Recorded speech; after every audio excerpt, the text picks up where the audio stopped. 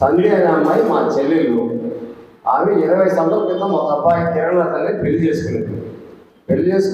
వాళ్ళకి కొన్ని గొడవలు, మా కుటుంబ సమస్యల విషయంగా కొన్ని సమస్యల వల్ల మేము వాళ్ళకి దూరం అయినాము.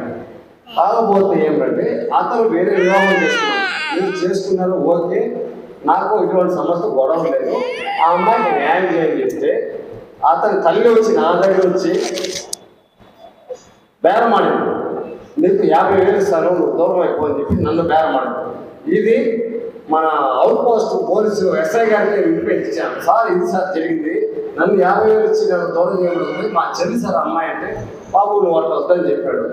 ఈరోజు మన దశాపూర్ చెప్పి మేము నిన్న పోవడం జరిగింది. పోతే ఏమంటే వాళ్ళు కొన్ని ఇంటిపైన అడిగారు, మాకు అది కావాలి ఇది కావాలని చెప్పి అడిగినారు. సార్ మేము ఒకటి చెప్తాము సార్, రేజర్ కడతాము